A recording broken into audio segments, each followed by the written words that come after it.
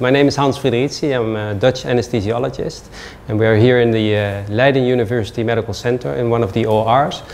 And my specialty is anesthesiology, and I'm specialized in cardiothoracic anesthesia. So I give anesthesia for heart and lung operations, also for children. My name is Frank Willem Jansen. I'm a professor in gynecology, but my specialized field is minimally invasive surgery, and I'm working on the implementation of that field both here at the Leiden University Medical Center as at the Technical University in Delft. Here in the Leiden University Medical Center, the LUMC, we have three targets actually. That is patient care, that is research, and teaching hospital.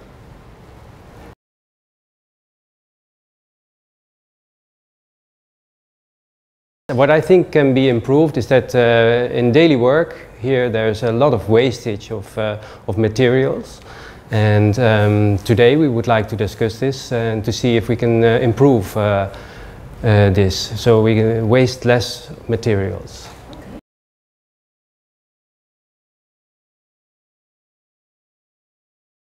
I think if we look at the sustainability, we can look at the 3 P's: people, planet and profit. And for example, the people side of sustainability in healthcare is that in the next decades there will be more patients, people are becoming older, but there will also be less personnel.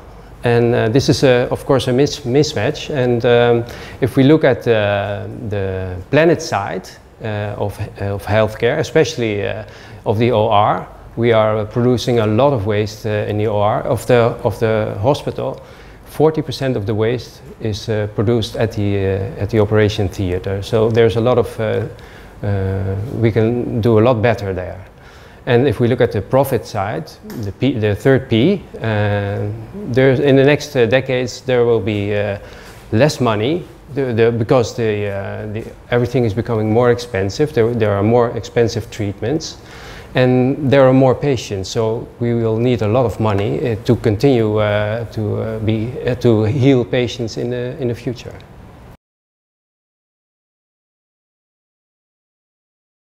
Well, what I think can be more sustainable in the OR is the way we use our surgical instruments.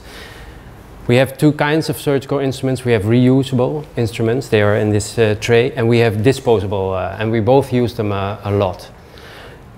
They're both sterilized, because operations, of course, we have to be sure that there will be no infections. But that's also what makes it more difficult, because they are all have to be sterilized before use. For example, if we have the reusable instruments, once the tray is opened, even if it's not actually used, the instruments that are inside, they have to be returned to be re-sterilized. This sterilization is an expensive but also energy-consuming process. So we would like to do this as less as possible, of course. With the disposable instruments, there's another problem, because when they are opened, these disposable instruments, they cannot be re-sterilized, so they will have to be discarded. Also, so if we open them, we have to be sure that we have to use them.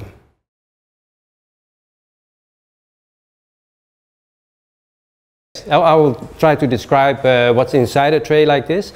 For an operation, there are all instruments in here that are used for an operation, but there are a lot of different instruments here, and these instruments are the ones that are most of the time used for this operation, but there are also a lot of extra instruments in them. So, for example, if you drop one instrument, or maybe different sizes of different instruments. So there's a lot of instruments in here that will not be used during the operation.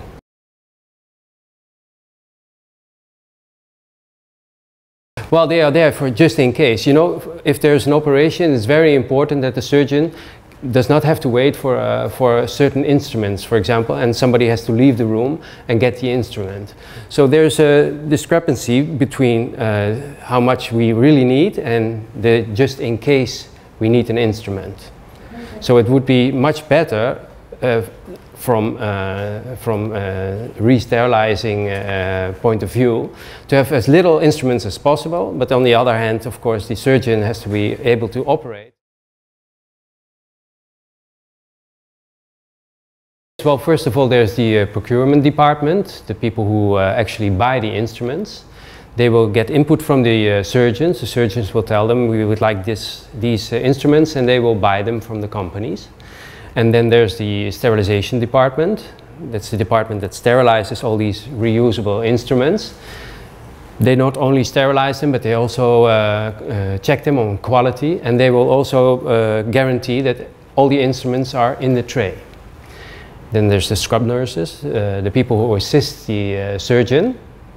They will gather these trays that are necessary for the specific operation and for this surgeon, either the day before or just before the operation, and they will open the trays and present the instruments to the surgeon.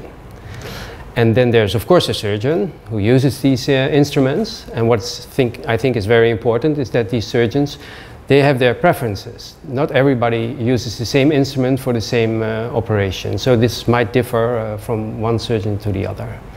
And then there's the people who collect all the trash, of course, all the disposable instruments that are discarded, that they will take it out.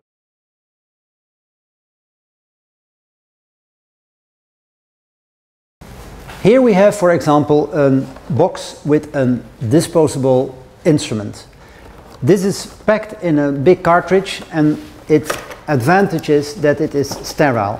But you can see here that there's a lot of papers and plastics around. This we will throw away, and this is the manual where it's in different languages showed how it works. We throw this away as well. And this is the plastic and the paper where it's covered with. The advantage is it's completely sterile and fit for use. This is an example of a conventional operating tray with conventional instruments. When I have to open it, I put on my sterile gloves to keep it sterile, and you will see here it's packed in several layers. I will open it now. After opening it, this is the box and the tray with all the instruments available for conventional surgery. You will see here that there are quite a lot of instruments, and they're all double or triple in there for the same instrument. Here we see all the same in triple put in there, though we don't use them all during the operation. But when one instrument is not sterile anymore, you have a spare instrument in there. Everything is in there, and especially sharp instruments are separately sterilized and packed in this tray. This is a tray with same instruments, although these are only available for minimally invasive surgery. Actually, these instruments are equivalent to the conventional surgical instruments. To give you an example of this instrument, which is for minimally invasive surgery, this small inlay here is the same as this inlay here. This is the conventional instrument, and this is the minimally invasive instrument.